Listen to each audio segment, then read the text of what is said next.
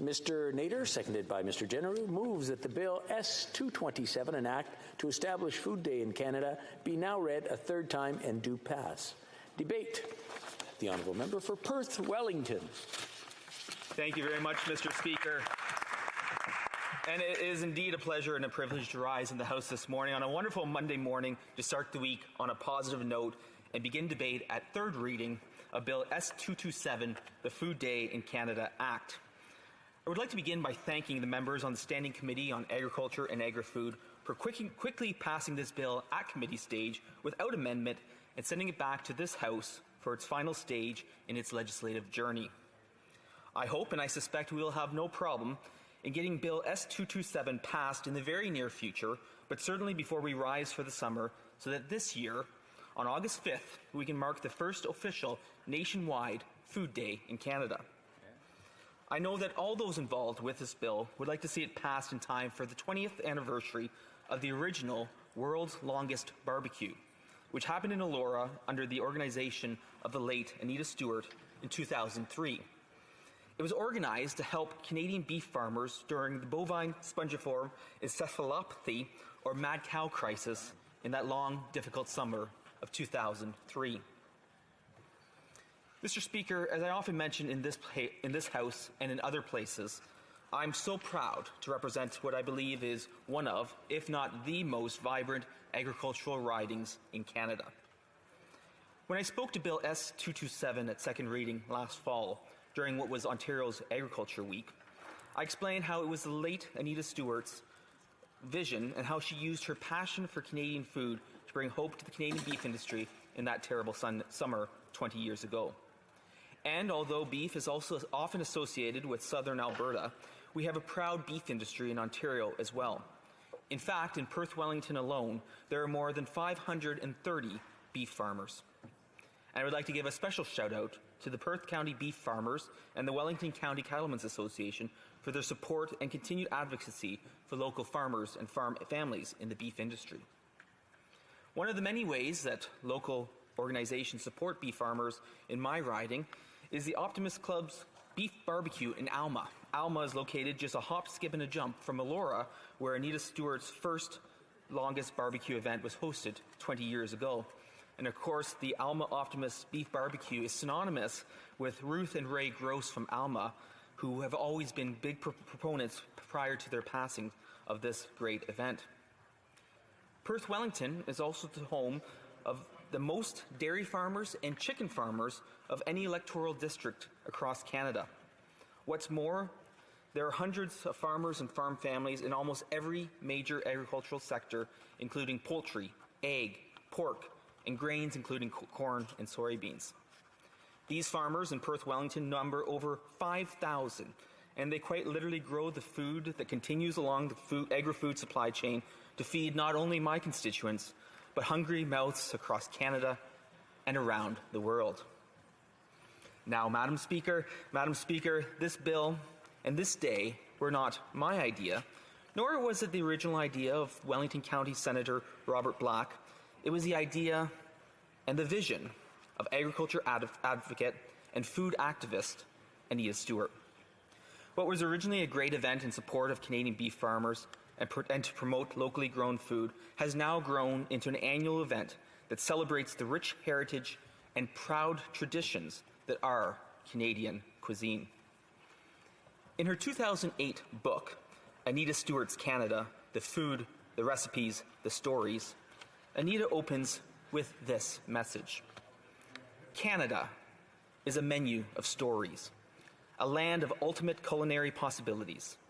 The richness and biodiversity of the Indigenous harvest, our original palate, is a foundation of it all. Built solidly upon that base are our iconic ingredients: wheat, beef, apples, enriching and embroidering the culinary traditions of a multitude of immigrant groups who have gathered together from the four corners of the globe, men and women with a passion for this land which they now call home.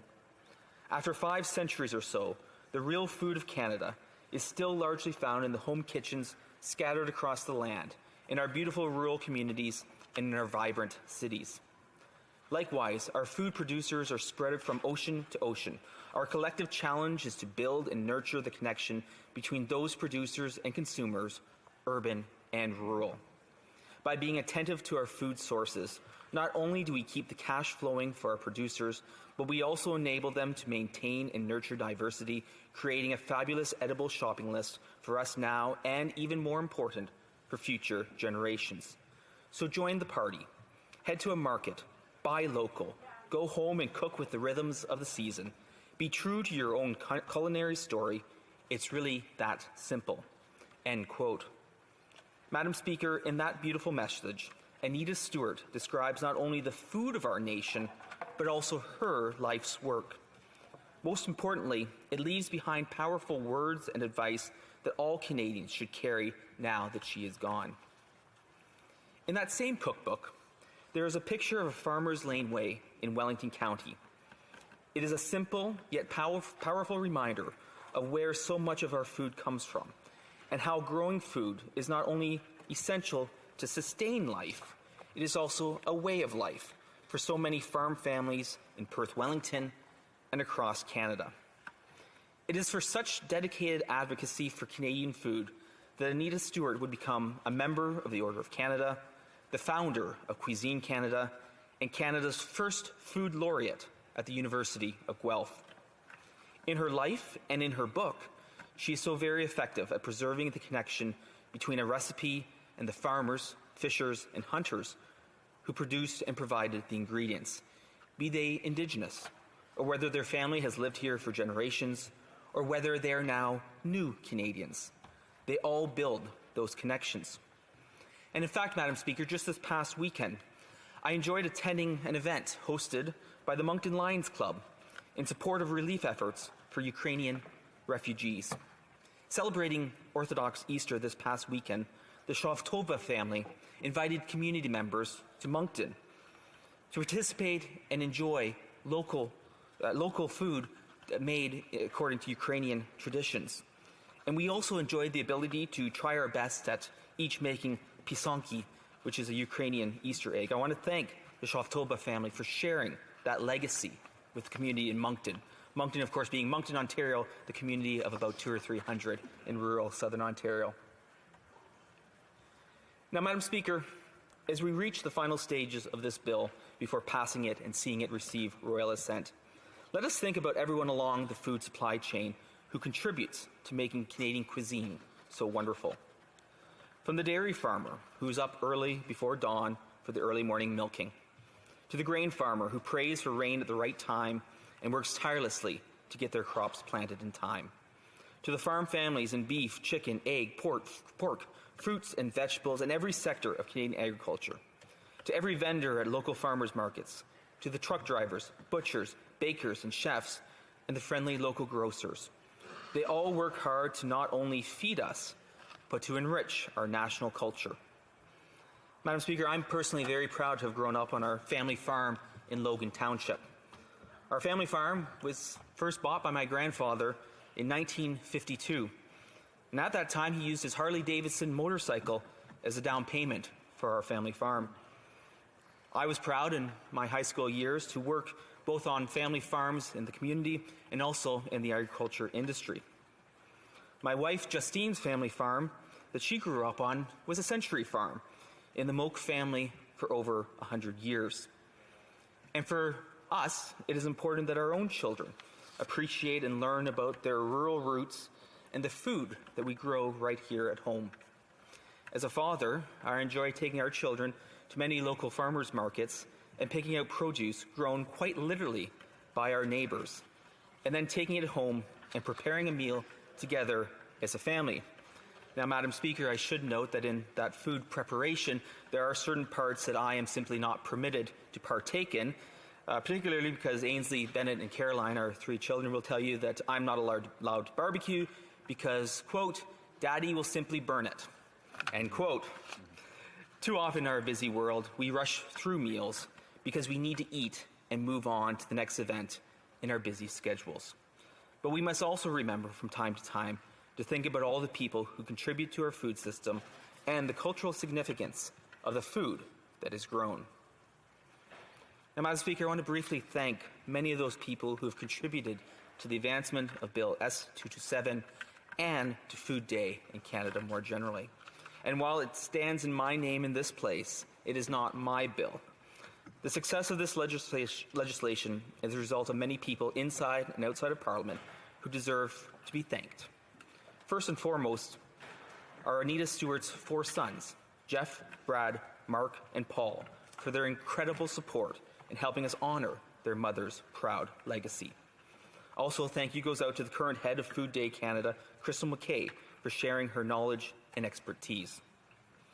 To the University of Guelph's Dr. Charlotte Yates and their Department of Food Science, thank you for your efforts in keeping Food Day Canada strong for these past 20 years. I would also like to thank the members for Wellington, Halton Hills, and Guelph who have provided a strong Wellington County united force in seeing this bill advance to the finish lines. And I would like to thank the members for Foothills, Berthier, Masquinongé, Glengarry, Prescott Russell, Cowichan, Malahat, Langford, and the member for Chatham-Kent, Leamington, who have all contributed to the discussion on this bill thus far in this place and in committee. And even if we cannot agree who represents the greatest agricultural riding in Canada, we can all agree that Canadian agriculture is great and that we should pass this bill as quickly as possible. Of course, I would like to thank the Honourable Rob Black, who sponsored this bill in the other place and who has been a driving force behind this bill and celebrating Food Day in Canada. Now, Madam Speaker, as I wrap up my remarks, I look forward to seeing Bill S227 passed as soon as possible, and I invite all honourable members to join us in Wellington County or in Perth County or in any community across Canada this summer as we honour Anita Stewart's legacy and celebrate the first official Food Day across Canada. And Madam Speaker, as I conclude my remarks, I would like to end with the wise words of the late Anita Stewart. This food is Canada's natural wonder, rivaling any on earth. Hand in hand, we are privileged to bear witness to the extraordinary story of Canadian cuisine, its history and how it came to be. As a people, we are so young that our collective memory is intact. Restaurants may set benchmarks of excellence and at times even inspiration, but it is the dishes in this book, from generations of home kitchens, that define us as a culinary nation. Canada, the second largest nation on earth, was built on a foundation of honest, generous cooking. There is not just one Canadian cuisine, there are hundreds, depending upon ethnicity, climate, and history. Our national cuisine is ultimately based in the land and the sea. It is defined by a mindset, a philosophy, an attitude, and it uses ingredients to speak volumes about the glorious culinary history of Canada. The world is truly richer for it. Thank you, Madam Speaker.